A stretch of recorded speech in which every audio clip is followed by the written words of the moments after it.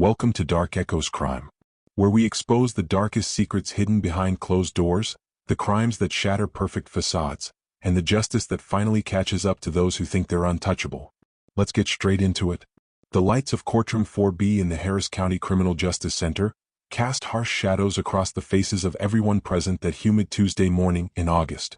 The air conditioning hummed quietly, but it did nothing to cool the tension that had been building for months. In the gallery, reporters clutched their notebooks with white-knuckled intensity. Family members dabbed at their eyes with crumpled tissues. And at the defense table, 24-year-old Madison Claire Hartwell sat perfectly still, her manicured hands folded on the polished wood surface, her expression carefully neutral behind a mask of foundation and precisely applied eyeliner. No one in that courtroom could have predicted what was about to happen. No one could have anticipated the words that would explode from Madison's lips within the hour, words so cruel and devastating that they would echo through social media, news broadcasts, and dinner table conversations across the entire nation for weeks to come. Words that would force us all to confront uncomfortable questions about motherhood, morality, and the true cost of a life built on lies. But to understand how we arrived at that moment, how a young mother from suburban Houston became the face of one of the most shocking fraud cases in recent Texas history, we need to go back. Back to where it all began. Back to a time when Madison Hartwell was just another teenager with dreams bigger than her circumstances and a willingness to do whatever it took to make those dreams a reality, no matter who got hurt in the process. This is the story of greed, manipulation, betrayal, and a child caught in the crossfire of their mother's ambitions. This is the story of how luxury handbags and designer shoes were purchased with stolen hope. This is the story of Madison Hartwell, and the shocking moment when her carefully constructed facade finally shattered in the most public and disturbing way imaginable. Madison Claire Sullivan, as she was known before her marriage, grew up in the working-class neighborhood of Pasadena, just southeast of Houston proper. Her childhood home was a modest ranch-style house with beige siding and a chain-link fence surrounding a yard that her father, Robert Sullivan, tried to keep neat despite working 60-hour weeks as an HVAC technician. Her mother, Patricia Sullivan, worked part-time at a local elementary school as a teacher's aide, supplementing the family income and making sure she could be home when Madison and her younger brother Tyler got off the school bus each afternoon. By all accounts, Madison's early childhood was unremarkable. She attended Clear Creek Elementary, where she earned average grades and had a small circle of friends. Her teachers described her as pleasant but unmemorable, the kind of student who didn't cause trouble but also didn't stand out in any particular way. She played softball for 2 seasons in middle school before losing interest. She took piano lessons for a year before complaining that they were boring and convincing her parents to let her quit. But something shifted when Madison entered high school. Perhaps it was the exposure to social media, which was exploding in popularity during her freshman year. Perhaps it was the influence of the wealthier students who attended Pasadena Memorial High School, kids whose parents worked in Houston's lucrative energy sector and who drove BMWs to school while Madison rode the bus. Perhaps it was simply something inherent in Madison's personality, a seed of envy and entitlement that had been waiting for the right conditions to germinate. Whatever the cause, by her sophomore year, Madison had developed an obsession with a lifestyle she couldn't afford. She spent hours scrolling through Instagram, following influencers who posed in front of infinity pools at resort hotels, who unboxed luxury purchases in perfectly lit bedrooms, who seemed to live lives of effortless glamour and endless possibility. She began shoplifting small items from drugstores, lipsticks and nail polishes that she would photograph artfully arranged on her bedroom dresser. She convinced her mother to buy her knockoff designer bags from online retailers, bags that looked real enough in filtered photos. Her grades slipped. Her parents worried. But like many parents of teenagers, they told themselves it was just a phase, that Madison would grow out of it, that she was just trying to find herself. Then in the spring of her junior year, everything changed.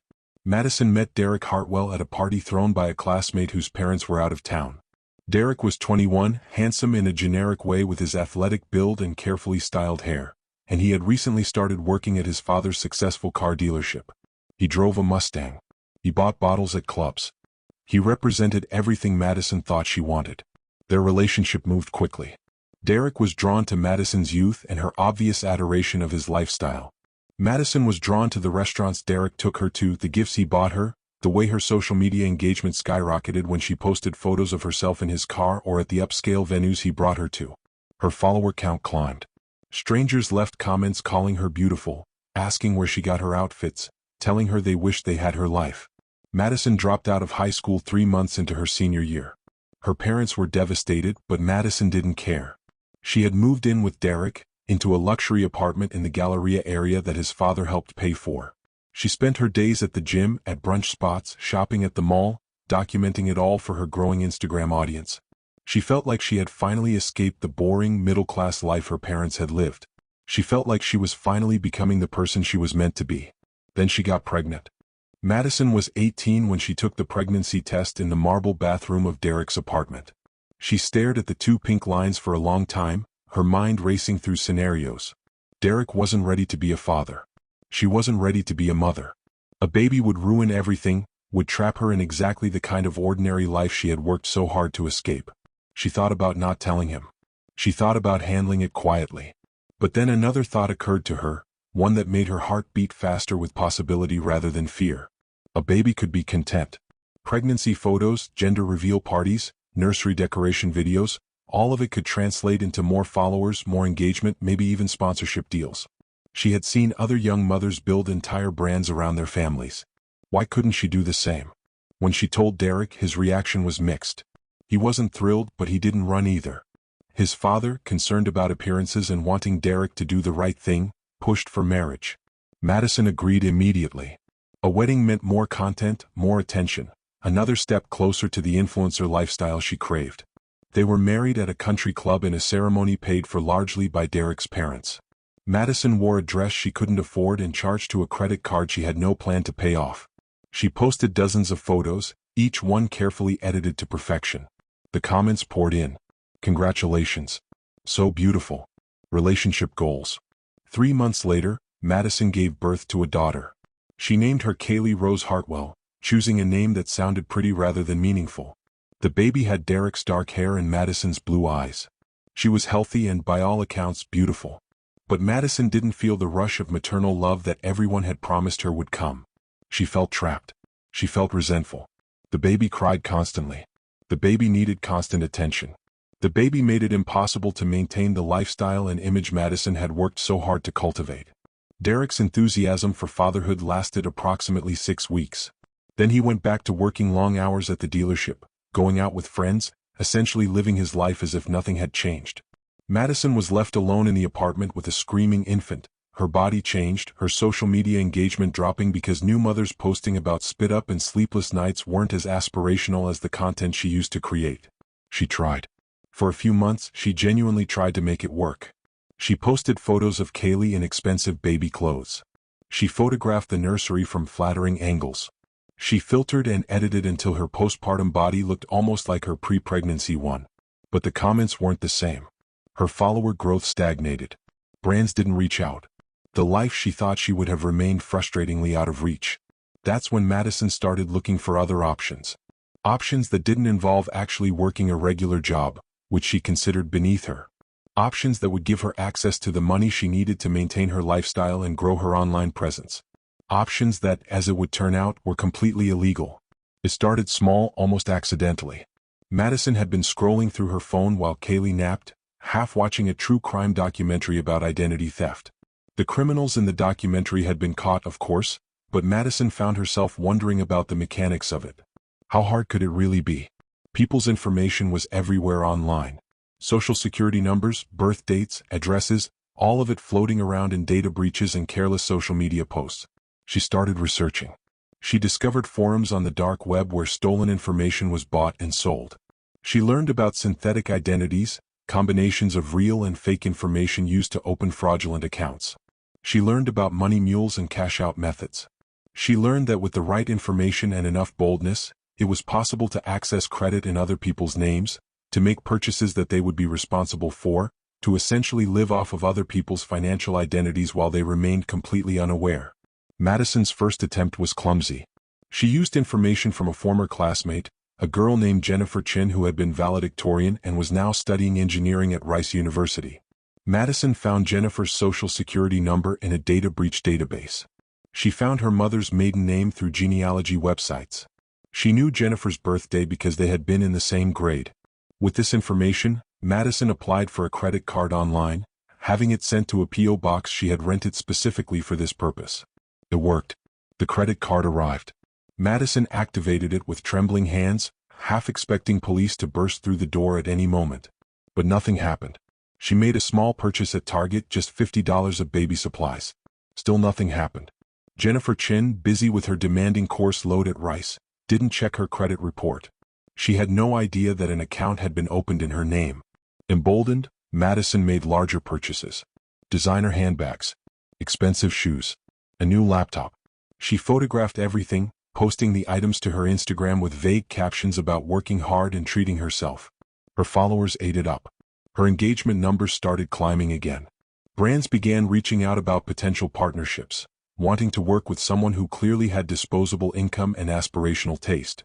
Madison opened more accounts. She developed a system, targeting people whose information she could gather through social media stalking and public record searches.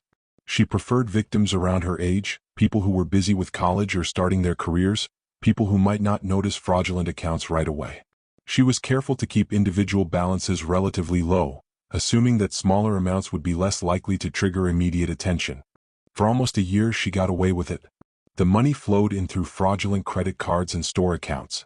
Madison used it to fund the lifestyle she broadcast to her followers. Designer clothes for her and Kaylee. Expensive dinners that she photographed artfully. A luxury SUV that she claimed Derek had bought for her but that she had actually leased using a synthetic identity. Weekend trips to beach resorts, first-class plane tickets, premium hotel rooms, all of it documented for her audience, all of it purchased with other people's credit. Her follower count grew to 50,000, then 75,000. She started earning actual income from sponsored posts, though it was nowhere near enough to maintain her lifestyle. The fraud money was essential. Without it, the whole illusion would collapse. And Madison had become addicted to the illusion, to the positive feedback loop of posting aspirational content and receiving validation in the form of likes and comments and new followers. But she was also becoming careless. Success breeds overconfidence, and Madison's early easy victories convinced her that she was smarter than the system, that she could keep operating indefinitely without consequences. She stopped being as selective about her victims. She started making larger purchases. She opened too many accounts too quickly. She left digital footprints that, to a trained investigator, formed a clear pattern pointing directly back to her. Meanwhile, at home, things were deteriorating. Derek had become suspicious of Madison's spending. She deflected his questions with lies, telling him she had gotten brand deals, that companies were sending her free products, that she had saved money from before the baby was born. But Derek wasn't stupid. He could see that the income from her Instagram didn't match the lifestyle she was maintaining. They fought constantly. Madison accused him of being jealous of her success. Derek accused her of hiding something. Kaylee, now a toddler, became an afterthought in Madison's obsessive pursuit of online validation and material goods. Madison hired a series of babysitters, paying them under the table with fraud money, so she could spend her days shopping, lunching with other Instagram users and creating content. When Kaylee appeared in Madison's posts, it was in carefully staged photos where the child was more prop than person. Madison would dress her daughter in expensive outfits, photograph her from flattering angles, then immediately change her back into regular clothes and hand her off to whoever was watching her that day. Neighbors in their upscale apartment building began to notice that Kaylee was frequently heard crying but rarely seen playing outside or being taken to the park. The babysitters came and went. Madison was often out, her SUV absent from the parking garage for hours at a time. Derek seemed to be around less and less. The picture-perfect family that Madison presented online bore no resemblance to the reality behind their apartment door. The first crack in Madison's scheme appeared in January, almost 18 months after she had started. One of her victims, a young woman named Ashley Morrison who worked as a nurse in Houston, noticed an unfamiliar credit card account while checking her credit report before applying for a car loan.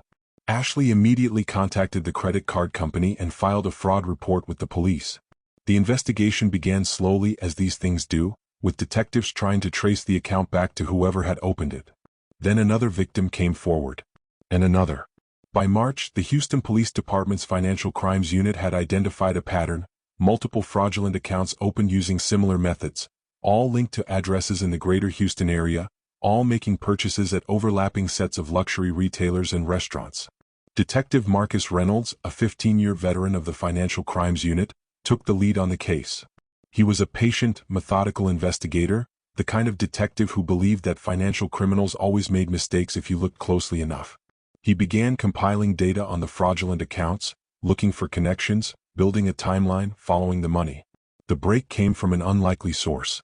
One of the fraudulent accounts had been used to purchase a handbag at a Neiman Marcus in the Galleria.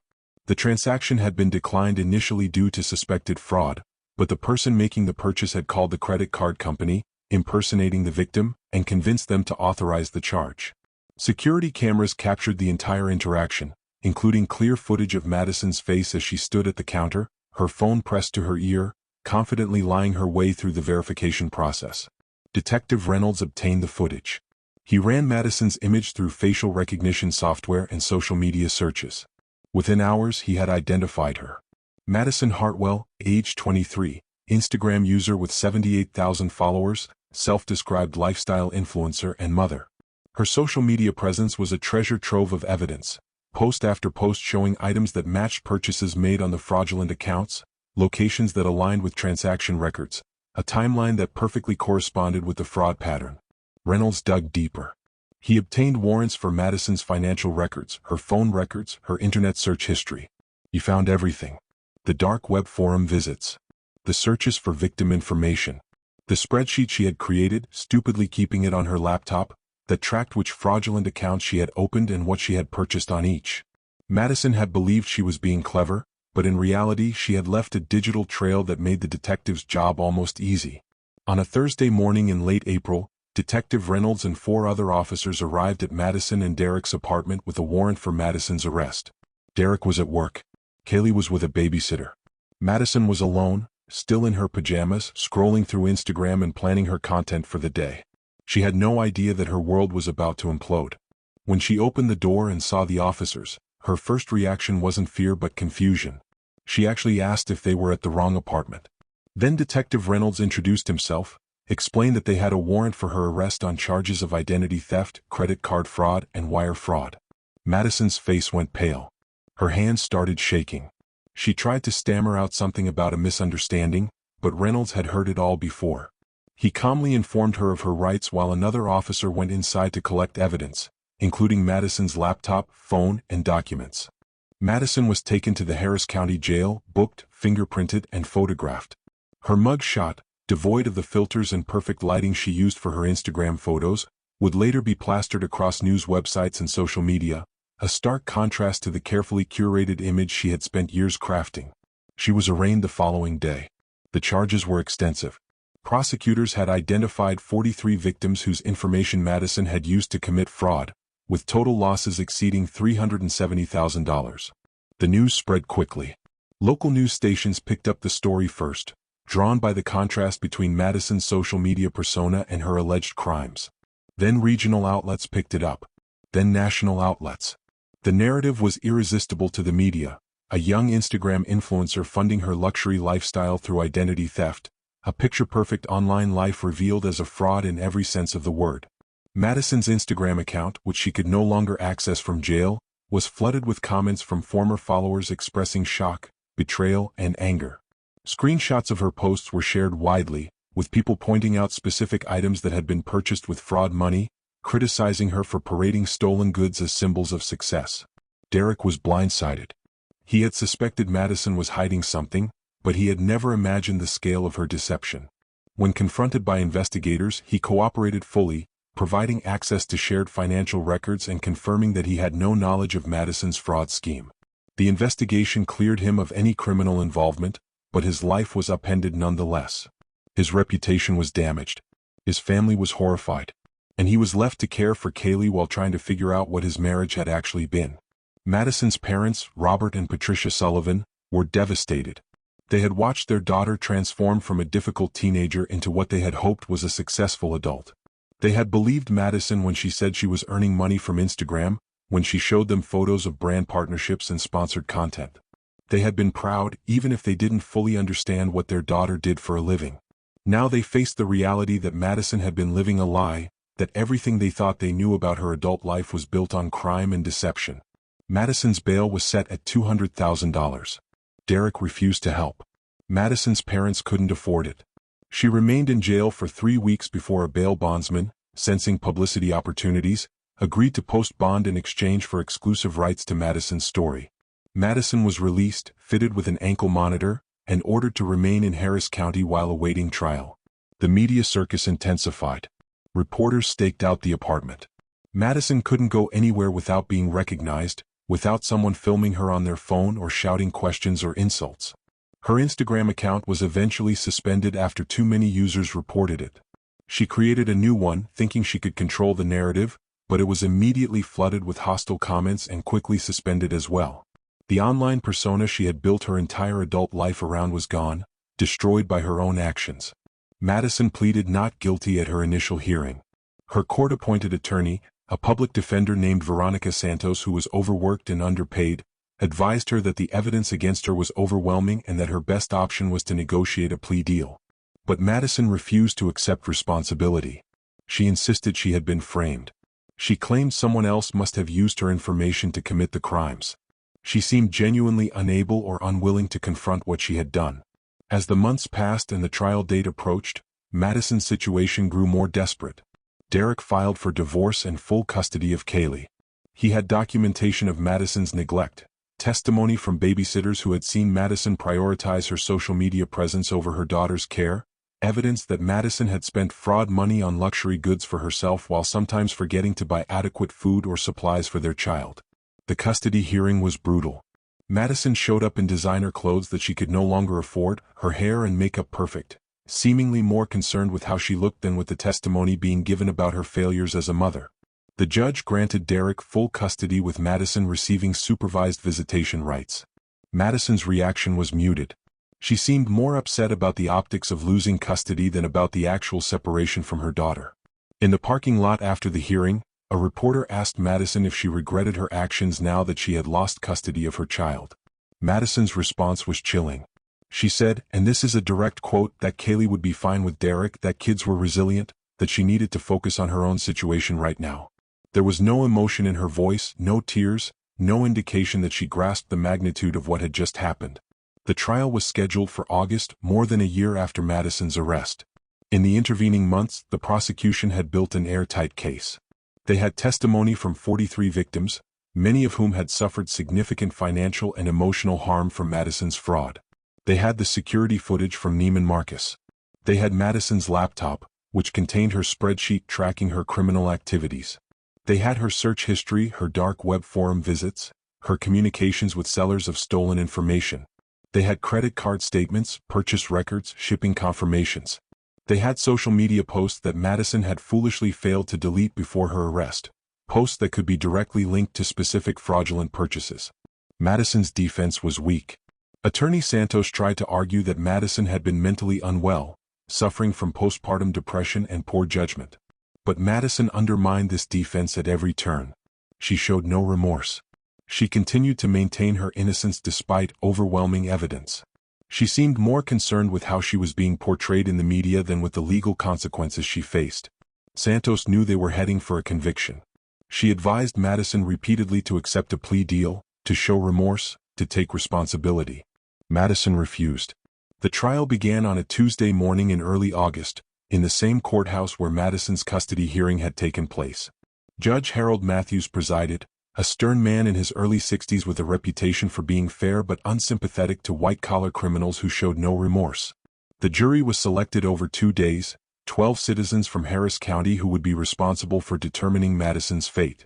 The prosecution's opening statement was delivered by Assistant District Attorney Michael Chin, a sharp, articulate lawyer who specialized in financial crimes.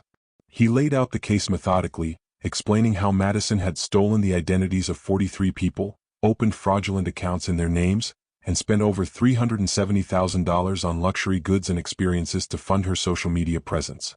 He showed the jury a montage of Madison's Instagram posts, pointing out specific items that had been purchased with fraud money.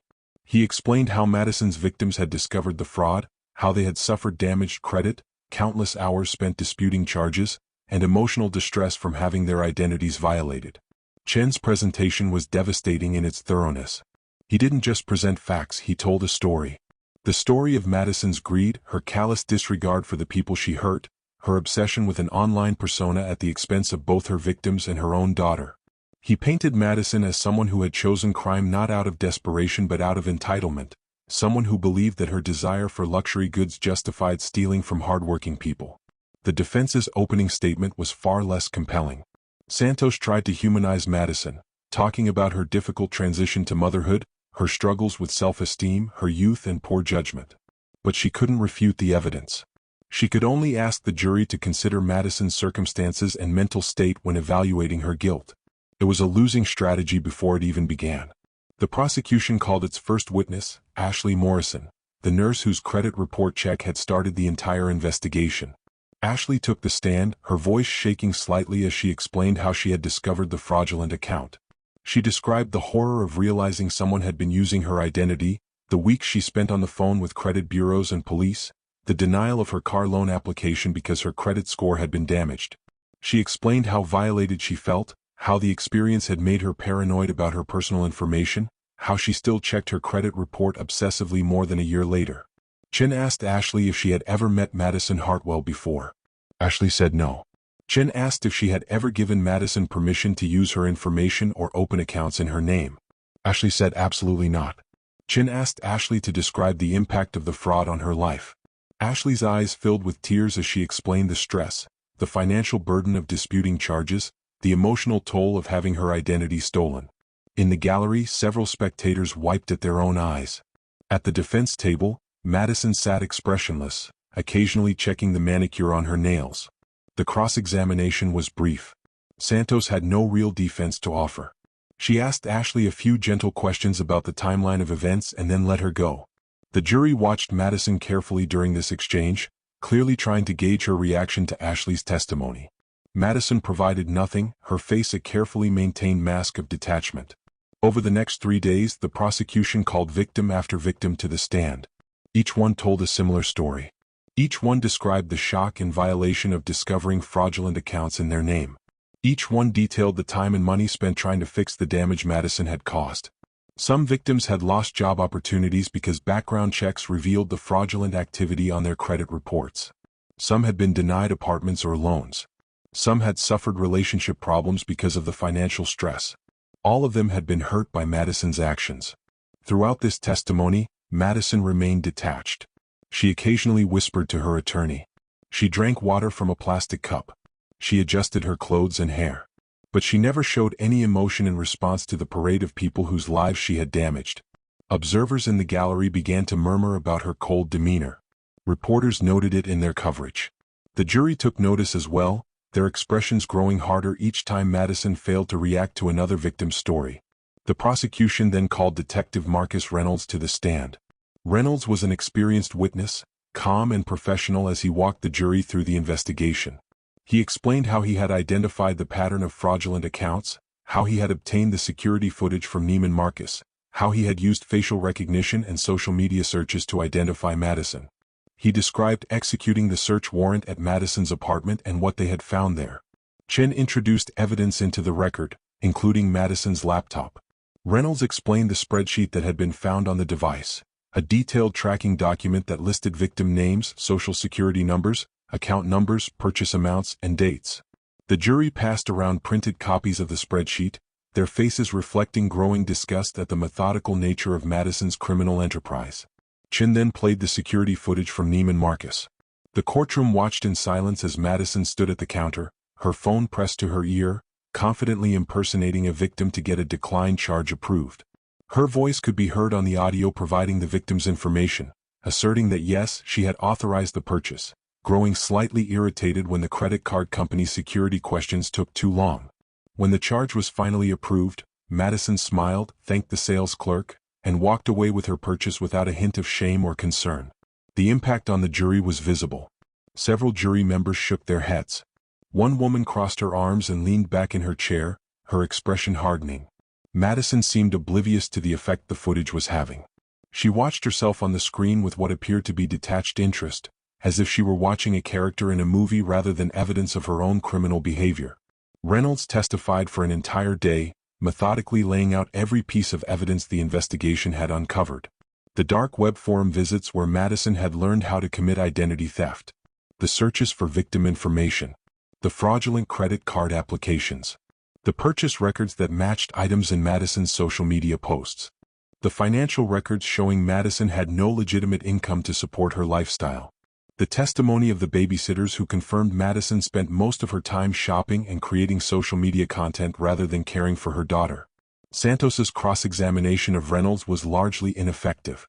She tried to suggest that the investigation had been biased, that Reynolds had targeted Madison because of her social media presence, that perhaps someone else had access to Madison's laptop and created the incriminating spreadsheet. Reynolds calmly refuted each suggestion with facts. The investigation had followed the evidence wherever it led. The laptop had been password protected with Madison's password. The spreadsheet had been created over an 18-month period, with entries that corresponded exactly with Madison's social media posts and physical location data from her phone. The prosecution rested after 5 days of testimony. The case against Madison was comprehensive and damning. Chen had proven beyond any reasonable doubt that Madison had committed the crime she was charged with. The evidence was overwhelming. The testimony was compelling. The jury had seen and heard everything they needed to understand exactly what Madison had done and why she had done it. Now it was the defense's turn. Santos had a nearly impossible task. She needed to create reasonable doubt where none existed. She needed to make the jury sympathize with Madison despite her cold demeanor and the mountain of evidence against her. She needed to present an alternative explanation for Madison's actions that might mitigate her responsibility. Santos called a psychiatrist to the stand, Dr. Ellen Rodriguez, who had evaluated Madison several months earlier.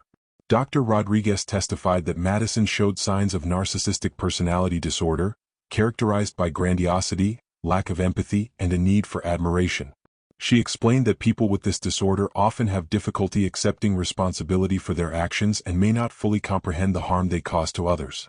She suggested that Madison's behavior, while criminal, might be understood as a manifestation of a mental health condition rather than pure malice. On cross-examination, Chen dismantled this defense efficiently. He got Dr. Rodriguez to admit that narcissistic personality disorder does not prevent someone from understanding that stealing is wrong. He got her to confirm that personality disorders do not meet the legal standard for insanity or diminished capacity. He got her to acknowledge that Madison had demonstrated clear knowledge of right and wrong by taking steps to hide her crimes, using false identities, and lying to credit card companies. By the time Chen was finished, Dr. Rodriguez's testimony had been effectively neutralized. Santos called Madison's mother, Patricia Sullivan, to the stand. Patricia was a sympathetic figure, a simple woman who clearly loved her daughter despite everything. She testified about Madison's difficult teenage years, her struggles with self-esteem, her impulsive decision to drop out of high school and move in with Derek. She described Madison's excitement about the pregnancy, though anyone paying attention could hear the desperation in Patricia's voice as she tried to frame her daughter's actions in the most positive light possible. Patricia began to cry when Santos asked about Kaylee. She said Madison loved her daughter, that she was a good mother, that she just made some mistakes. But even as Patricia said these things, they rang hollow. The jury had heard testimony from babysitters about Madison's neglect. They had heard about the custody battle. They knew that Madison had spent fraud money on handbags while sometimes failing to adequately provide for her child. Patricia's testimony, well-intentioned as it was, couldn't overcome the facts. Chen's cross-examination of Patricia was gentle but firm. He asked if Madison had told her family about the fraudulent accounts. Patricia admitted she had not. He asked if Patricia would have approved of Madison stealing from others to fund her lifestyle. Patricia said of course not. He asked if Patricia thought that loving someone meant they shouldn't face consequences for their crimes. Patricia had no answer for that. The defense rested after just 2 days. Santos had done what she could with the limited resources available to her, but everyone in the courtroom knew it wasn't enough. The evidence was too strong. Madison's demeanor had been too cold. The prosecution's case had been too thorough. But before closing arguments could begin, the judge announced that Madison wanted to testify on her own behalf. This was a surprise. Santos had almost certainly advised Madison against testifying. Defendants who take the stand in their own defense open themselves up to cross-examination, giving prosecutors the opportunity to directly confront them with evidence and inconsistencies. But Madison insisted. Santos later said that Madison believed she could charm the jury, that she could explain everything in a way that would make them understand and forgive her. Madison took the stand on a Wednesday morning. She wore a conservative dress, no jewelry except for small stud earrings, her hair pulled back in a simple ponytail. She had clearly been coached on her appearance, instructed to look humble and remorseful. But the effect was undermined by the defiant set of her jaw and the calculating look in her eyes. Santos led Madison through her testimony. Madison described her difficult childhood, though by any objective measure her childhood had been typical and comfortable. She talked about feeling pressure to succeed, to be special, to prove she was worth something. She described meeting Derek and getting pregnant young. She claimed she had been overwhelmed and depressed after Kaylee was born. She said she had made poor decisions, that she had gotten involved in things she didn't fully understand, that she had been foolish and naive. Notably, Madison never actually admitted to committing the crimes. She spoke in vague generalities about making mistakes and poor judgment, but she never explicitly said she had stolen people's identities or opened fraudulent accounts. She never expressed specific remorse for any of her 43 victims. She never acknowledged the detailed evidence that had been presented against her. It was a masterclass in evasion and deflection. Santos asked Madison about Kaylee. Madison's face softened slightly, and for a moment, observers thought they might see genuine emotion. Madison said she loved her daughter very much. She said losing custody had been devastating. She said she wanted the opportunity to be a better mother. But again, there was something hollow about the words, as if Madison were reciting lines she had been told to say rather than expressing genuine feelings. Then it was Chen's turn. The cross-examination began quietly. Chen established Madison's timeline, getting her to confirm dates and events. He walked her through her social media posts, having her identify specific items and photos. Madison admitted that yes, she had posted those photos. Yes, those were her belongings. Yes, she had been to those restaurants and stayed at those hotels. Then Chen began connecting those posts to the fraudulent accounts. He showed Madison credit card statements for accounts opened in victims' names, with charges that matched exactly with items in her photos. He asked Madison to explain these coincidences. Madison claimed the items had been gifts or had been purchased with legitimate money. Chen asked her to provide receipts or any evidence of legitimate purchases. Madison said she didn't keep receipts. Chen asked about her tax returns, which showed minimal income. Madison stammered that she must have forgotten to report some income, that her tax situation was complicated, that she wasn't good with paperwork. Chen pulled out the spreadsheet that had been found on Madison's laptop. He asked Madison if she recognized it. She said she didn't. He asked if it was her laptop. She admitted it was. He asked if anyone else had access to her password-protected laptop. She said no, just her. He asked her to explain how a spreadsheet tracking 43 victims and hundreds of fraudulent purchases had ended up on her personal laptop if she hadn't created it. Madison's composure began to crack. She insisted someone must have hacked her laptop. Chen asked when this alleged hacking had occurred.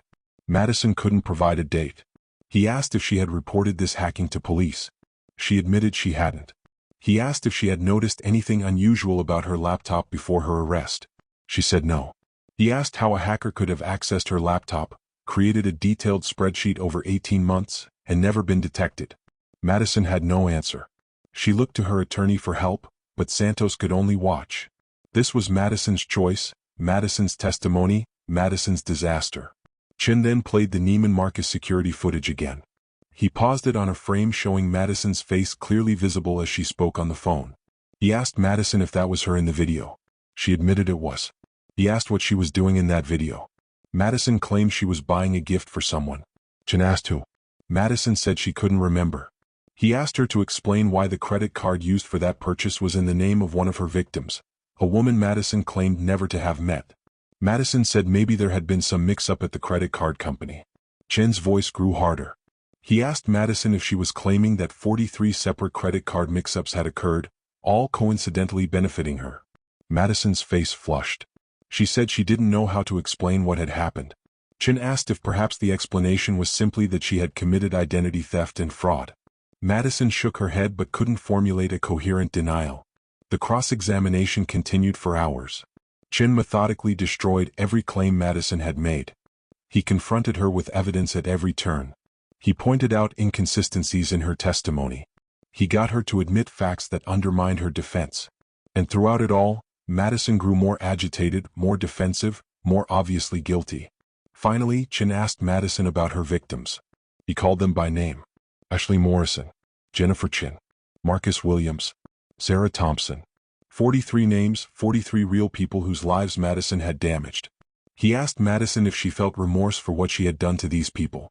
Madison's jaw tightened. She said she felt bad that people had been hurt. Chen asked if she was accepting responsibility for hurting them. Madison hesitated, then said that mistakes had been made. Chin pressed, asking her to be specific, to admit what she had done. Madison's eyes flashed with anger. She said she had already answered his questions. Chin asked again, did she or did she not steal these people's identities and commit fraud? Madison exploded. Her voice rose as she said that everyone was acting like she was some kind of monster, that she had made some poor decisions but she wasn't a bad person, that people needed to stop judging her. The outburst was brief but damaging.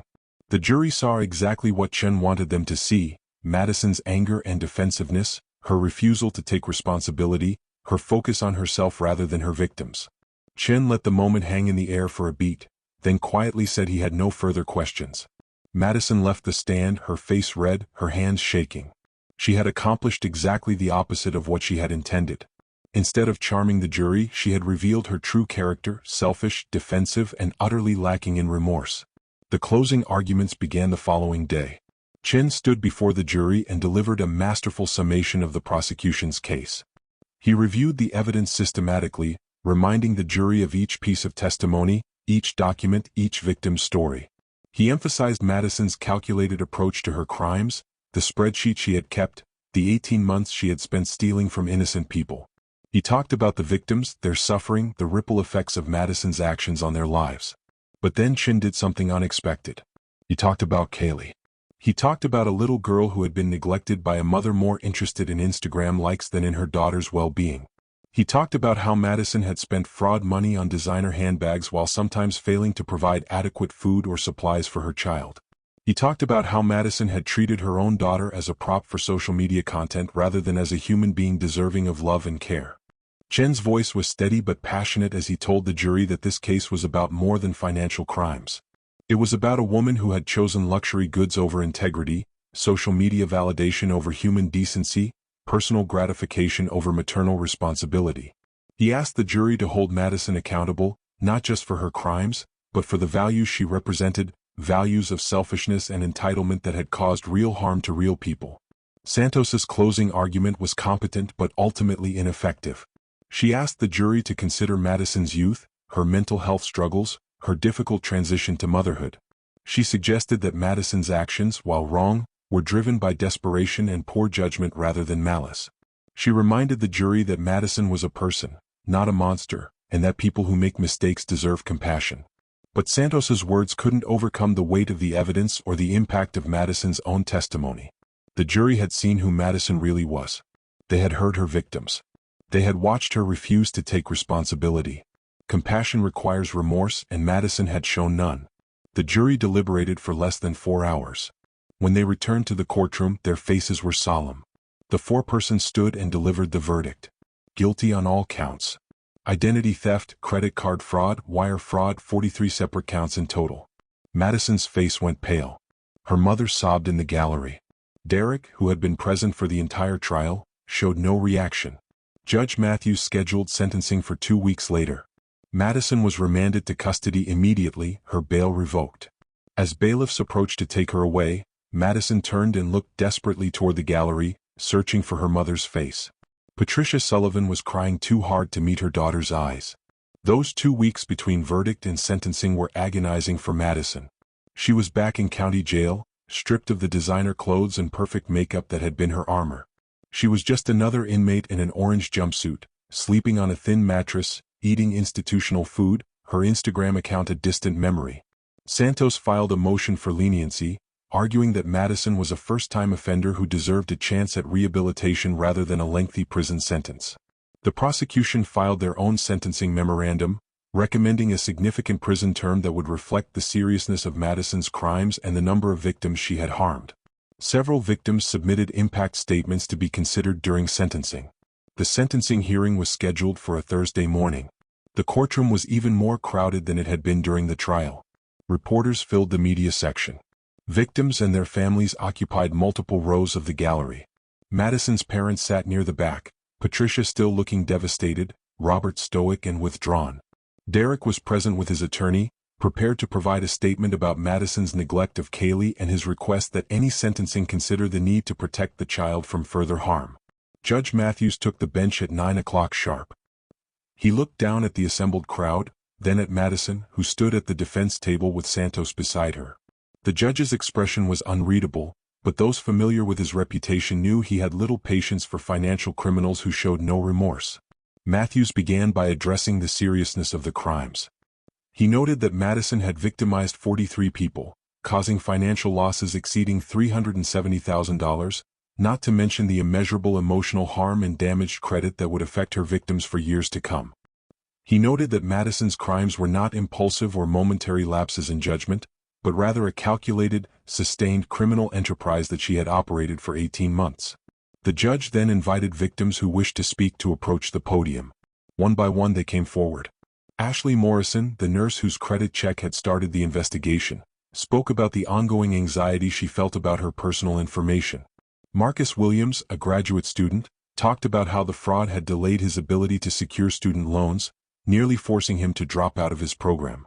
Jennifer Chin, Madison's former classmate, described the betrayal she felt knowing that someone she had once known had stolen her identity. Sarah Thompson, a young teacher, gave perhaps the most powerful statement. She explained that she had been saving money to buy her first home when she discovered the fraudulent accounts Madison had opened in her name. The damage to her credit meant she couldn't qualify for a mortgage. Her dream of homeownership was delayed by years. But worse than the financial impact, Sarah said, was the violation of trust.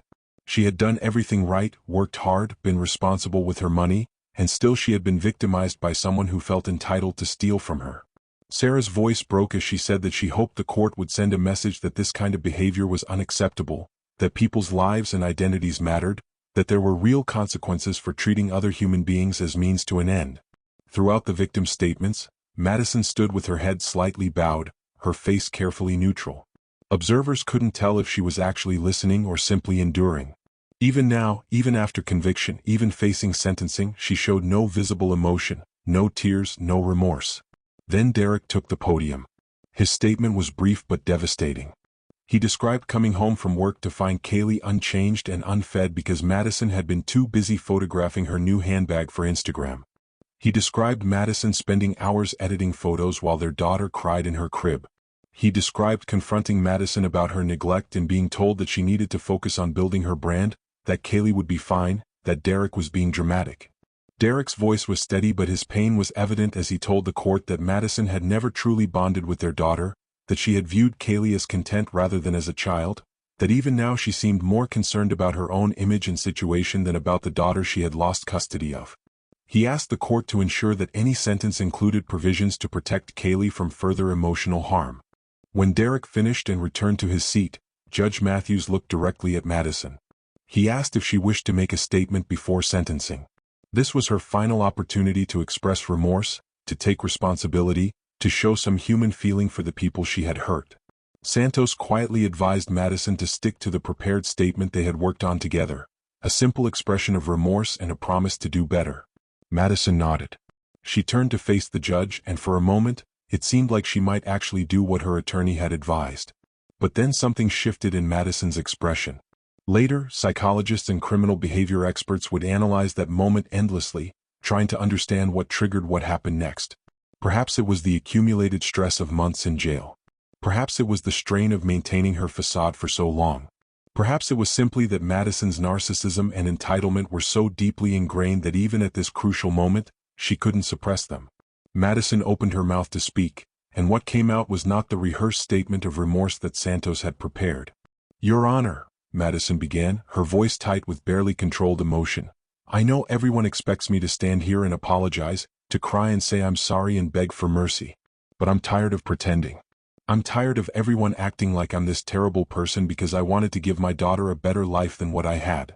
Santos touched Madison's arm, trying to stop her, but Madison shook her off and continued.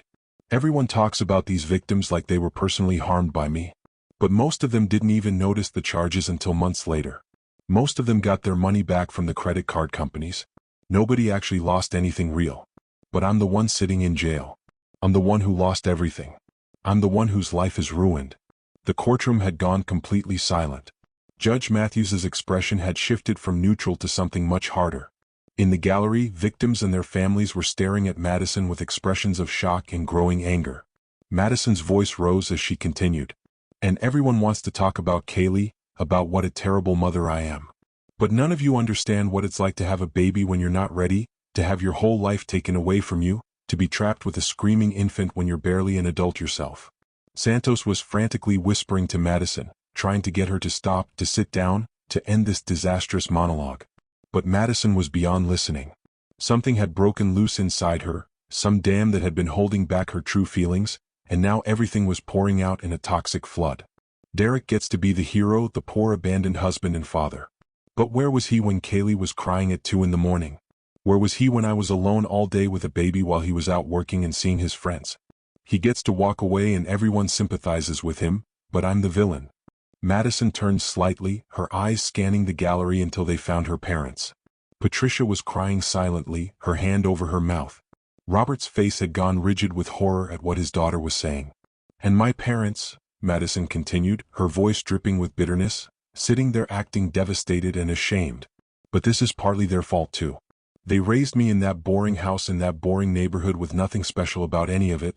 They never understood that I was meant for something more than their mediocre life. They never supported my dreams or believed I could be successful. Patricia let out a choked sob. Robert put his arm around her, his face gray. But Madison wasn't done. She turned back to the judge, her face flushed, her voice shaking with anger and something else, something that sounded almost like pride. So yes, Your Honor, I opened some credit card accounts using other people's information. I bought nice things. I lived the life I deserved to live. And I'm not going to stand here and pretend I'm sorry because I'm not. I'm only sorry that I got caught. I'm only sorry that my daughter has to grow up knowing her mother is in prison because she tried to give her a better life than what she had. The courtroom erupted. Reporters typed frantically on their phones. Victims shouted in anger. Judge Matthews banged his gavel, calling for order. Santos had her head in her hands, knowing that Madison had just sealed her fate with the worst possible sentencing statement any defendant had ever given. But Madison still wasn't finished. As the bailiffs moved toward her, as the judge continued to gavel for order, Madison's eyes found Kaylee in Derek's arms at the back of the courtroom. Derek had brought their daughter, thinking that perhaps seeing her child would remind Madison of what truly mattered. It had the opposite effect. Madison's face twisted with an emotion that observers would later struggle to describe. It was anger, yes, but also something darker. Resentment. Blame. A complete absence of maternal love. She raised her voice above the chaos in the courtroom, and the words that came out of her mouth would be replayed on news broadcasts and social media for weeks to come. And you, Kaylee, Madison screamed, her voice raw and ugly, this is all your fault. If you had never been born, none of this would have happened. I wish you were never born. Do you hear me? I wish you were never born. The courtroom froze. For a moment there was absolute silence. Even the reporters stopped typing. Even the bailiffs paused. Everyone stared at Madison in complete horror as her words echoed off the walls. A child. Her own child. Her own daughter. Madison had just told her 3-year-old daughter in open court, in front of dozens of witnesses, that she wished she had never been born. Kaylee, too young to fully understand but old enough to recognize her mother's voice and the anger in it, burst into tears. Derek immediately turned and rushed out of the courtroom with the crying child, his face pale with shock and fury. Judge Matthews recovered first. His face had gone red with rage. He banged the gavel so hard it seemed like it might break. Enough, he roared. Bailiff, remove the defendant. We are in recess. Madison was physically dragged from the courtroom by 3 bailiffs as she continued to scream, now seemingly unable to stop. She yelled about how unfair everything was, how everyone was against her, how she was the real victim. Her voice could be heard echoing down the hallway even after the courtroom doors had closed. The recess lasted 30 minutes while everyone tried to process what had just happened.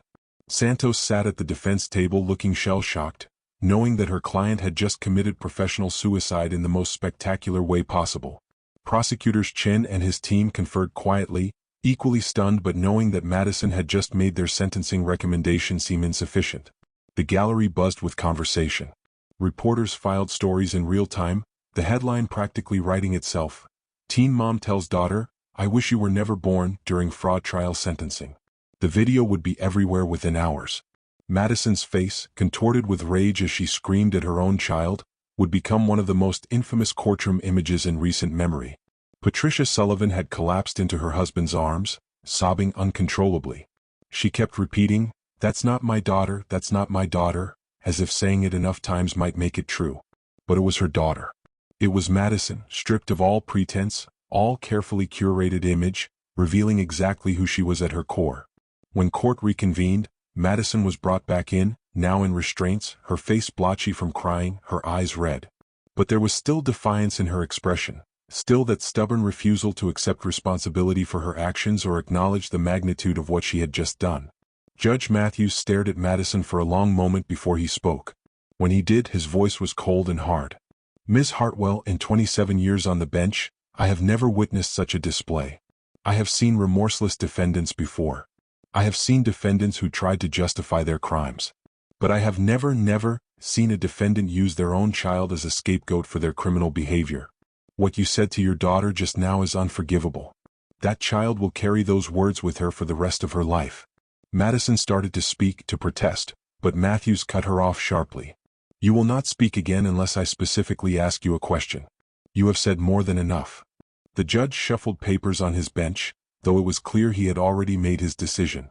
"The court has reviewed the pre-sentencing report, the victim impact statements, and all materials submitted by both parties. The prosecution has recommended a sentence of 12 years in federal prison.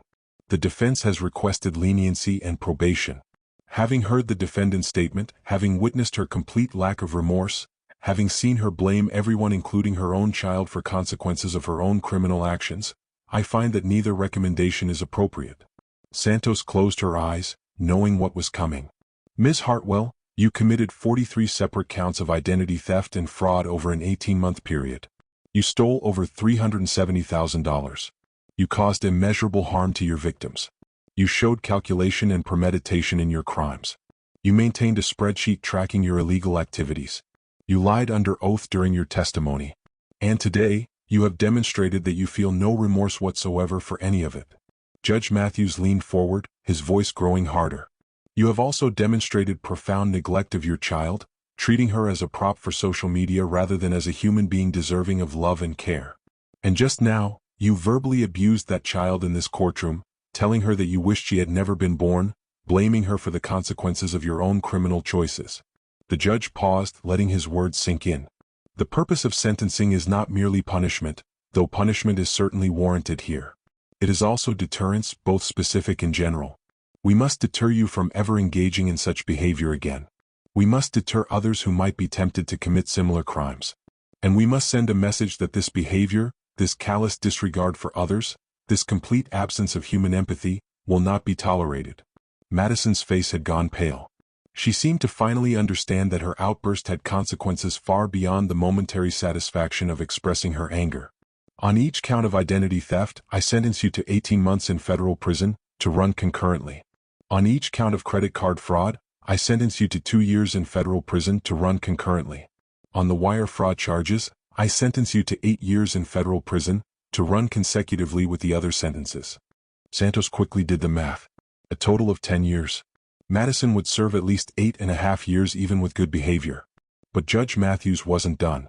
"Additionally, you are ordered to pay full restitution to all victims, totaling $372,816. You will pay this through the federal restitution program, with payments garnished from any income you earn while incarcerated and after your release. This debt will follow you until it is paid in full." The judge looked directly at Madison. "Furthermore, I am recommending to the family court that your visitation rights with your daughter be permanently revoked. What you said to that child today constitutes emotional abuse. You are a danger to her psychological well-being. She deserves better than you." Madison's face crumpled. For the first time, she seemed to grasp what she had truly lost. Not just her freedom, not just her social media following, not just her luxury lifestyle, but her daughter. Forever. "Do you have anything to say, Ms. Hartwell?" the judge asked, though his tone made it clear he expected nothing of value. Madison opened her mouth, closed it, opened it again. Her voice, when it finally came out, was small and broken. "I'm sorry," she whispered. "I didn't mean it. I didn't mean what I said about Kaylee. I was just upset. I love her. Please don't take her away from me." But it was too late. The words had been said. The damage had been done. And everyone in that courtroom knew that Madison wasn't actually sorry for what she had said. She was sorry for the consequences. There's a difference, and Judge Matthews knew it. "Your apology is noted but not accepted," Matthews said coldly. "Bailiff, remove the defendant." Madison was led away, crying now, calling out for her mother, for her daughter, for anyone who might help her. But Patricia had already left the courtroom, unable to watch her daughter being taken to prison. Robert followed her, his shoulders slumped, a man who had aged a decade in the past few hours. The courtroom slowly emptied. Victims hugged each other, some crying with relief that justice had been served, others simply exhausted from the emotional toll of the entire process. Reporters rushed out to file their stories, to upload the courtroom video, to analyze every moment of Madison's spectacular downfall. Derek remained in the hallway outside, holding Kaylee, who had finally stopped crying and fallen asleep against his shoulder, exhausted from the emotional upheaval. A reporter approached him, asking for a comment. Derek looked at the camera with tired eyes. "I hope my daughter never remembers this day," he said quietly. "I hope she grows up knowing she is loved and wanted and that what her mother said had nothing to do with her value as a person. That's all I have to say." He walked away, carrying his sleeping daughter, leaving behind the chaos of the courtroom and the wreckage of Madison's life. In the weeks and months that followed, Madison's case became a cultural touchstone. The courtroom video went viral, viewed millions of times. True crime podcasts dedicated entire episodes to analyzing her psychology. Parenting experts used her case as an example of narcissistic abuse. Financial crime specialists discussed the rise of Instagram fraud and identity theft among millennials seeking to fund lifestyles beyond their means. The phrase, "I wish you were never born," became a meme, though the context was so dark that most people found it more disturbing than funny. Think pieces were written about social media culture, about the pressure to present perfect lives online, about the disconnect between curated digital personas and reality. Madison became a cautionary tale, a symbol of everything wrong with influencer culture and the pursuit of validation through material goods and online attention. But beyond the media coverage and the social commentary, there were real lives affected by Madison's actions. 43 victims who had to rebuild their credit and their sense of security. A little girl who would grow up without a mother, who would one day be old enough to Google her name and find video of her own mother screaming that she wished she had never been born. Parents who had to grapple with how their daughter had become someone capable of such cruelty. An ex-husband trying to protect his child from the psychological damage of having such a mother. Madison was transported to Federal Medical Center Carswell in Fort Worth, Texas, a facility that houses female inmates and has a unit for prisoners requiring mental health treatment. She was evaluated and diagnosed with narcissistic personality disorder, antisocial traits, and adjustment disorder. She was placed in the general population and assigned to work in the prison laundry. Prison records indicate that Madison's behavior in prison has been problematic. She has received multiple disciplinary infractions for refusing to follow rules, for attempting to manipulate other inmates and staff, for trying to access social media through contraband phones. She has shown no sustained participation in rehabilitation programs. She continues to present herself as a victim of circumstances rather than as someone responsible for her own actions. She has written letters to Derek, begging him to bring Kaylee to visit, claiming that she has changed, that she understands now what she did wrong, that she deserves a chance to be a mother. Derek has not responded to any of these letters. The family court, following Judge Matthews's recommendation, permanently revoked Madison's parental rights. Madison Hartwell is no longer legally Kaylee's mother. The child will grow up without any contact with the woman who gave birth to her, protected by court order from the person who harmed her most. Patricia Sullivan visits Madison once a month. These visits are reportedly difficult. Patricia still loves her daughter but struggles to reconcile the person she raised with the person Madison has become. She brings photos of Kaylee, though Madison is not legally entitled to see them. She tells Madison about her granddaughter's life, about how Kaylee is thriving in Derek's care, how she's happy and well-adjusted and doesn't ask about her mother anymore. These updates enrage Madison. She accuses her own mother of abandoning her, of choosing Kaylee over her. She demands that Patricia help her fight the revocation of parental rights. When Patricia gently explains that the court's decision was based on Madison's own actions and words, Madison becomes verbally abusive, sometimes cutting visits short by walking away in anger. Robert Sullivan has visited his daughter only twice since her incarceration. He cannot forgive what Madison said to Kaylee. He cannot reconcile himself to the person his daughter has revealed herself to be. His relationship with Patricia has been strained by the ordeal, with Robert believing they should cut off contact with Madison entirely while Patricia clings to hope that her daughter might somehow change. The victims of Madison's fraud have moved on with their lives as best they can. Some have rebuilt their credit and achieved the goals that Madison's crimes temporarily derailed. Others continue to struggle with the psychological impact of identity theft, checking their credit reports obsessively, feeling violated and vulnerable in ways that may never fully heal.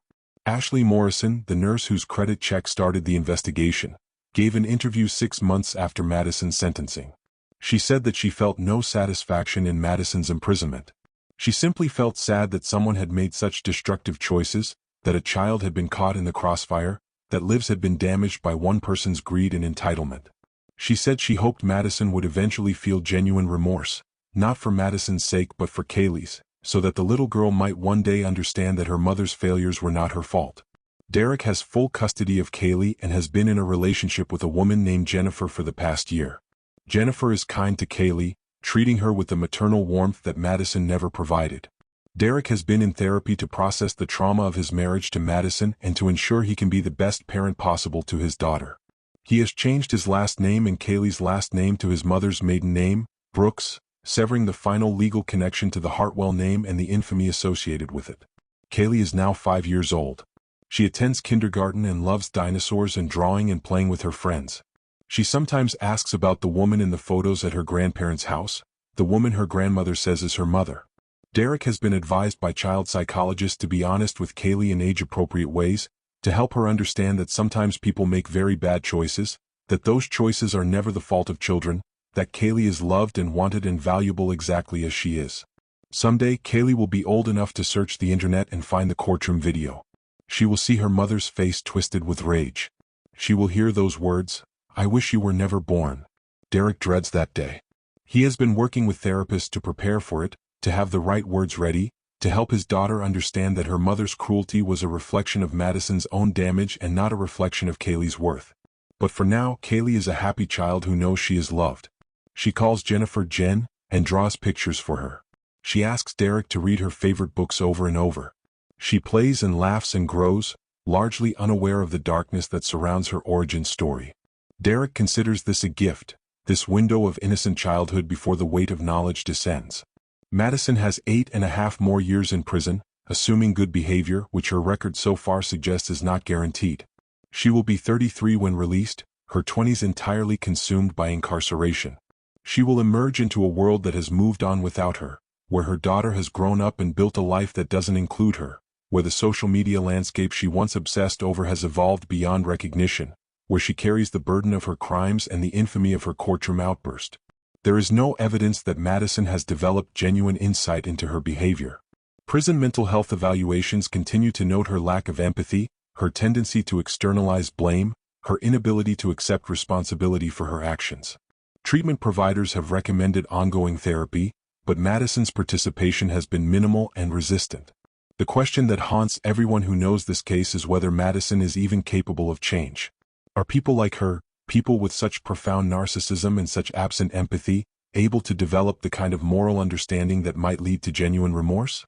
Or is Madison permanently stunted, forever trapped in a worldview where she is the victim and everyone else is to blame? Psychologists disagree on this question. Some believe that with intensive therapy and genuine motivation, even individuals with severe personality disorders can develop better insight and healthier coping mechanisms. Others are more pessimistic, believing that by adulthood, personality patterns are largely fixed, that people like Madison can learn to fake remorse and modify their behavior to avoid consequences but cannot fundamentally change who they are at their core. What seems clear is that Madison has not yet reached any kind of genuine understanding or remorse. Her letters to Derek are manipulative, promising change while simultaneously blaming him and others for her situation. Her interactions with her mother are characterized by demands and anger rather than gratitude and humility. Her behavior in prison suggests someone still trying to game the system rather than someone reflecting on their choices and working toward genuine rehabilitation. The restitution that Madison owes to her victims continues to accumulate interest. She earns approximately 30 cents per hour working in the prison laundry. After deductions for her own expenses, she pays roughly $10 per month toward her restitution debt of over $370,000. At this rate, even if she maintains steady employment after her release, she will be paying off her debt for the rest of her life. The financial consequences of her crimes will follow her as persistently as the digital record of her courtroom outburst. The case has had ripple effects beyond the immediate parties involved.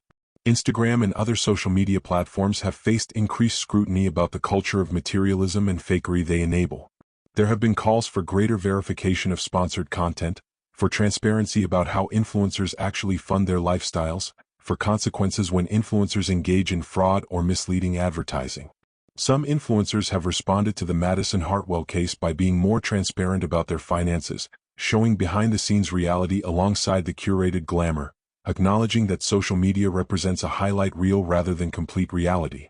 Others have doubled down on the aspiration and perfection, perhaps believing that authenticity doesn't sell as well as fantasy. Financial institutions have also been affected by cases like Madison's. Banks and credit card companies have implemented more stringent verification processes for new accounts, trying to prevent identity theft while balancing customer convenience. Credit bureaus have been pushed to make it easier for consumers to freeze and monitor their credit. Legislators have proposed stricter penalties for identity theft crimes, particularly those committed over extended periods with multiple victims. But perhaps the most profound impact of the Madison Hartwell case is the conversation it has sparked about motherhood, about the pressure women face to embrace maternal identity, about what happens when women become mothers before they're emotionally ready or capable. Madison's case is extreme, but it touches on themes that resonate more widely.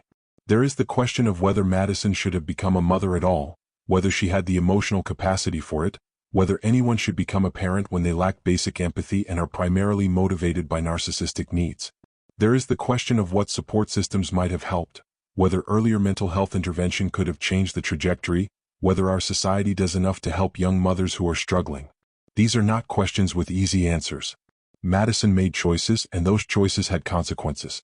She committed crimes. She harmed dozens of people. She emotionally abused her own child. She deserves to be held accountable. But accountability and understanding are not mutually exclusive. We can hold Madison responsible while also asking what systemic failures allowed her to reach adulthood with such profound character deficits, what red flags were missed, what interventions might have prevented at least some of the harm she caused. Madison's parents certainly asked themselves these questions.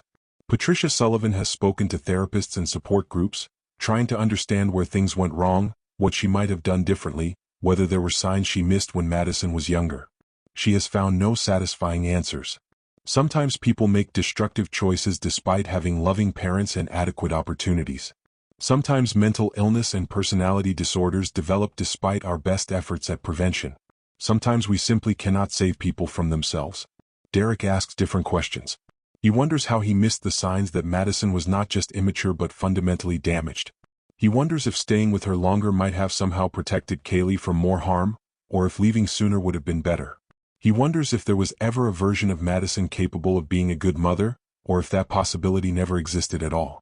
These questions keep him up at night sometimes, even though his therapist assures him that he did everything he reasonably could, that Madison's choices were her own, that he is not responsible for her pathology. But guilt is not always rational, and Derek carries the weight of having brought a child into the world with a woman who proved incapable of loving that child. The broader true crime community has embraced the Madison Hartwell case as a modern cautionary tale. Podcasts dissect every element of her psychology. YouTube channels analyze the courtroom footage frame by frame, watching for microexpressions, body language, signs of the rage that would eventually explode. Armchair psychologists diagnose her from afar. Reddit threads debate whether she was born broken or made that way through circumstance and choice. Some commentators focus on the social media angle, arguing that Instagram and similar platforms create incentives for exactly this kind of behavior, rewarding appearance over substance, material display over genuine achievement, curated perfection over authentic humanity. They point to Madison as an extreme example of what happens when validation becomes addiction, when the pursuit of likes and followers overrides basic moral reasoning. Others focus on the motherhood angle, discussing the taboo subject of maternal ambivalence and regret. Madison's case forces an uncomfortable conversation about what happens when women have children they don't want, when the cultural expectation of maternal love runs up against the reality of maternal resentment. Most mothers who struggle with these feelings don't commit crimes or abuse their children, of course. But Madison's extreme case opens a door to discussing the less extreme experiences of mothers who feel trapped, who grieve the loss of their pre-child lives, who love their children but also resent them. This conversation is important, even if Madison herself is not a sympathetic figure. We need to be able to talk about the reality that not all women are suited for motherhood, that motherhood is not inevitably fulfilling or rewarding, that the societal pressure to have children and the expectation that maternal love is automatic and universal can be harmful to both mothers and children when those expectations don't match reality. Madison's case also raises questions about our criminal justice system's ability to handle defendants with severe personality disorders. Should someone with narcissistic personality disorder be held to the same standard of responsibility as someone without such a diagnosis? The legal system says yes, personality disorders do not meet the threshold for insanity or diminished capacity. But should there be some middle ground, some recognition that people with profound empathy deficits may need different kinds of intervention and rehabilitation than typical offenders? These are complex questions without clear answers. What seems certain is that traditional incarceration is unlikely to rehabilitate Madison. She will serve her time, be released, and re-enter society with the same personality disorder she had when she entered, possibly with additional trauma and dysfunction from years of incarceration. She will still lack empathy. She will still be fundamentally self-centered. She will still be capable of hurting others if doing so serves her interests. The risk of recidivism for offenders like Madison is difficult to calculate. Financial crimes have relatively high recidivism rates compared to some other offense categories. People who commit fraud often do so multiple times, developing sophisticated methods and becoming more careful about avoiding detection with each iteration. Madison demonstrated patience and planning in her original scheme, qualities that suggest she might be capable of similar crimes in the future if the opportunity arises and she believes she can avoid consequences. On the other hand, Madison is now a convicted felon with a highly publicized case. Her face is known. Her name is permanently associated with her crimes. She will face significant barriers to employment upon release. She will be monitored by probation officers. She will be required to continue restitution payments, which will be garnished from any income she earns. All of these factors might serve as deterrents to future criminal activity, but they might not. For someone like Madison, the thrill of getting away with something, the satisfaction of beating the system, the ability to acquire things she wants without earning them legitimately, these psychological rewards might outweigh the risks, especially if she convinces herself that she's smarter now, that she won't make the same mistakes that led to her capture. The victims of her crimes have expressed varying opinions about Madison's sentence. Some believe 10 years is appropriate given the scope of her crimes and her complete lack of remorse. Others believe she should have received an even longer sentence, that the harm she caused warrants decades in prison. A few have expressed sympathy, not for Madison exactly, but for the sad trajectory of a young life consumed by such destructive choices. Ashley Morrison, speaking on a podcast about the case, said something that resonated with many listeners. She said that she didn't hate Madison, that hatred required too much emotional energy and that she had already spent too much energy dealing with the aftermath of Madison's crimes. But she said she felt profound sadness for everyone involved, particularly for Kaylee, who had done nothing wrong and yet would carry the burden of Madison's actions for her entire life. That sentiment, that focus on Kaylee as the true victim of this case, has become increasingly central to how people discuss and remember the Madison Hartwell story. Yes, 43 people had their identities stolen and their credit damaged. Yes, those crimes are serious and deserving of punishment. But the image that haunts people, the moment that defines the case in public memory, is Madison screaming at her own daughter, blaming a 3-year-old child for the consequences of adult criminal choices. That moment revealed something beyond garden-variety fraud. It revealed a moral void, a complete absence of the protective instinct that most people, even most criminals, feel toward children, especially their own children. It revealed someone so consumed by self-interest and victimhood that she could direct rage and blame toward the most innocent party in the entire situation. Child psychologists who have reviewed the courtroom footage have noted that Kaylee is fortunate in one sense. She was young enough when this occurred that she likely won't have detailed memories of the specific event. She may have vague impressions, emotional echoes, but probably not a clear narrative memory of her mother screaming those words. This is a small mercy in an otherwise tragic situation. But Kaylee will have to contend with the video footage. It exists. It's online. It will never go away. At some point in her life, probably in her teenage years, Kaylee will see it. She will watch her mother's face contort with rage. She will hear those words directed at her. And no matter how much therapy Derek provides, no matter how much he and Jennifer reassure her of her worth, that video will wound her. It cannot not wound her. The only question is how deeply and how permanently. Derek has consulted with multiple child psychologists about this inevitable day. The consensus seems to be that he should not hide the video's existence but should also not proactively show it to Kaylee until she's old enough to encounter it on her own, which could happen anytime after she's old enough to Google her own name. At that point, Derek should be prepared to watch the video with her, to provide context, to help her process the emotions it brings up, to reinforce that nothing about her mother's statement reflected anything true about Kaylee's worth or deservingness of love. It's an impossible situation. There is no good way to help a child understand that their mother said such unforgivable things. There is no way to protect Kaylee from the knowledge that the woman who gave birth to her wished she had never existed. All Derek can do is ensure that Kaylee knows beyond any doubt that she is wanted and loved and valued by the people who actually raise her and care for her. Jennifer has been remarkable in this role. She came into Derek's life knowing about his past, knowing about Madison, knowing about the viral video and the courtroom drama. She chose to build a relationship with Derek anyway, and she chose to embrace Kaylee as well. She has been patient and loving, never trying to replace Madison but simply being present as a stable, caring adult in Kaylee's life.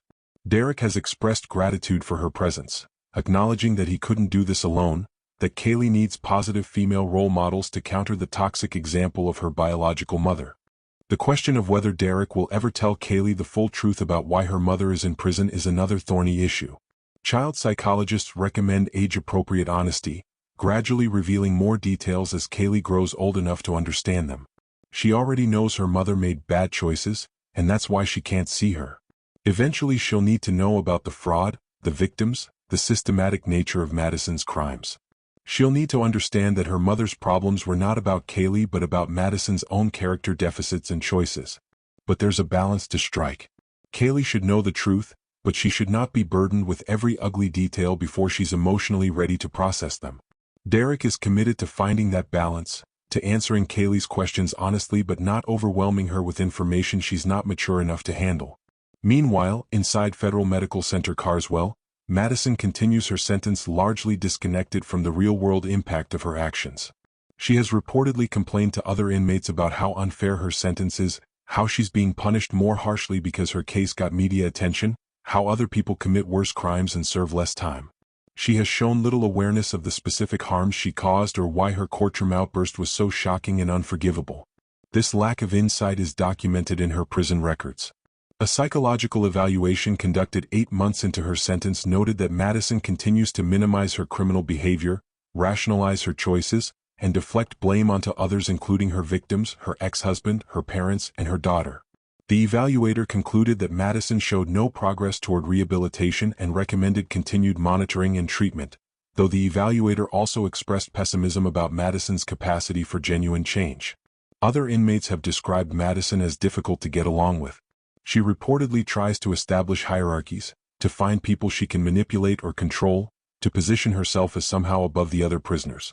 This behavior has led to conflicts, resulting in several of her disciplinary infractions. Madison seems unable or unwilling to accept that in prison, she has no status, no followers, no audience to perform for. She is simply another inmate serving time for her crimes. There have been no indications that Madison has used her time in prison for genuine self-reflection or growth. She has not pursued educational opportunities. She has not engaged meaningfully in therapy. She has not developed skills that might help her upon release. Instead, she seems to be simply enduring the sentence, counting down the days until release, believing that freedom will somehow restore her to the life she thinks she deserves. This attitude suggests that Madison's risk for recidivism upon release will be high. Without genuine insight into why her behavior was wrong, without development of empathy or moral reasoning, without practical skills for legitimate employment, Madison will be released as a convicted felon with limited options and the same character deficits that led to her original crimes. The temptation to return to fraud, perhaps using more sophisticated methods learned from other inmates or developed during her years of incarceration, will be strong. Probation officers who will supervise Madison upon her release have been briefed on her case and her psychological profile. They will be watching for warning signs, monitoring her employment and finances, conducting regular check-ins. But probation supervision has limits. If Madison is determined to commit fraud again and is careful about it, detection might not occur until she has already victimized more people. This is the uncomfortable reality of cases like Madison's. The criminal justice system can punish, it can incapacitate for a period of time, but it cannot fundamentally change who someone is at their core. Madison will serve her time and be released, still Madison, still narcissistic, still lacking empathy, still capable of causing harm. The best hope for preventing future crimes from Madison may not be rehabilitation, which seems unlikely given her personality disorder and resistance to treatment, but rather deterrence through monitoring and the consequences she's already experienced. She knows that authorities are aware of her methods. She knows that her crimes led to significant prison time and permanent damage to her reputation. She knows that getting caught again would mean an even longer sentence with fewer prospects of ever having a normal life. Whether these considerations will be enough to prevent Madison from committing fraud again remains to be seen. Only time will tell if the consequences she's faced have made enough of an impression to modify her behavior, even if they haven't changed her underlying character. As for the victims, most have moved forward with their lives. The financial damages have been resolved, either through restitution payments or through credit card company fraud protection. The psychological damages are harder to quantify and heal. Some victims report lingering anxiety about identity theft, hypervigilance about their personal information, a sense of violation that persists years after the crimes occurred. A victim support group formed in the aftermath of Madison's case, bringing together people who had been victimized by identity theft and fraud. They share strategies for protecting themselves, provide emotional support to one another, and advocate for stronger laws and better victim protections. Several of Madison's victims have become active in this community, finding purpose in helping others navigate the same difficult experience they endured. The legal system, for all its flaws, worked in this case. Madison was investigated, arrested, prosecuted, convicted, and sentenced. Justice in the formal sense was served. The victims were vindicated. The perpetrator was punished. The case followed the path that cases are supposed to follow when the system functions properly. But justice in the formal sense doesn't heal all wounds. It doesn't restore lost time or repair damaged credit instantly. It doesn't erase the psychological impact of violation. And it certainly doesn't fix the broken person who committed the crimes.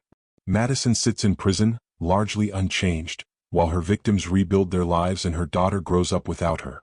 Justice was done, but brokenness remains.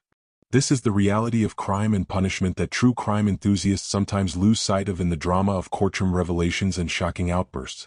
Beyond the viral videos and the podcast episodes and the Reddit debates, there are real lives affected by real crimes.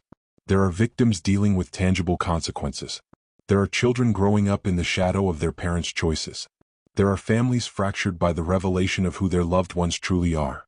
The Madison Hartwell case is fascinating from a psychological and criminological perspective. It provides insight into narcissistic personality disorder, social media culture, financial fraud, and the darkest aspects of dysfunctional motherhood.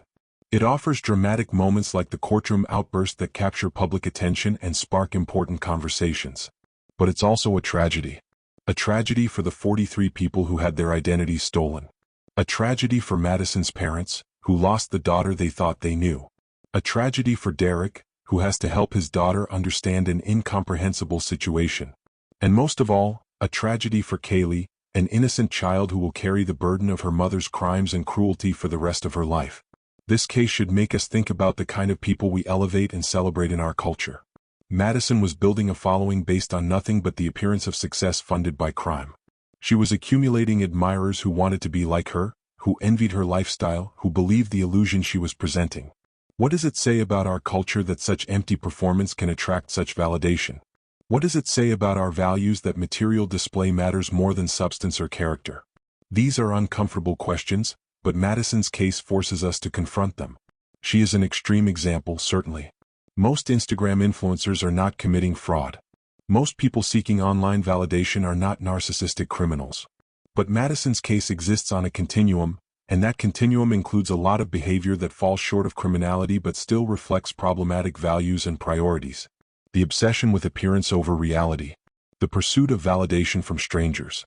The equation of self-worth with material possessions and online metrics. The willingness to present a false version of oneself for public consumption. These behaviors are not illegal, but they can be psychologically destructive, both for the people engaging in them and for the audiences consuming their content. Madison took these tendencies to a criminal extreme, but she didn't invent them. She was shaped by a culture that told her appearance was everything, that success meant looking successful regardless of reality, that what other people thought of her mattered more than who she actually was. She internalized these messages and took them to their logical conclusion, building an entirely false life funded by theft and decorated with lies. This is not to excuse Madison's choices. She is responsible for her crimes. She deserves her punishment. But we also need to examine the cultural soil in which such behavior grows. We need to question the values we're promoting, the incentives we're creating, the messages we're sending to young people about what matters and what success looks like. Madison's victims deserve justice, and they received it. But future victims of similar crimes might be prevented not just by better law enforcement or stricter penalties, but by cultural change that places less emphasis on material display and more emphasis on character, integrity, and genuine achievement. We need to raise children who understand that self-worth comes from within, not from the validation of strangers online. We need to model values that prioritize substance over appearance, truth over performance, compassion over self-interest. These are idealistic goals, perhaps unrealistic in a world saturated with social media and consumer culture. But every cultural change begins with individuals making different choices, questioning the values they've absorbed, modeling something better for the next generation. Madison's case can be a catalyst for such reflection, if we let it be. As this script draws to a close, Madison sits in her prison cell, counting down the years until her release. Kaylee plays in Derek's backyard, chasing butterflies, laughing at something Jennifer said, living a childhood as normal as possible given her circumstances. The 43 victims go about their lives, some healing, some still wounded, all forever changed by Madison's crimes. Patricia Sullivan visits her daughter and weeps afterward. Robert Sullivan tries to move forward while carrying the weight of disappointment. The world has largely moved on to the next scandal, the next shocking case, the next viral moment.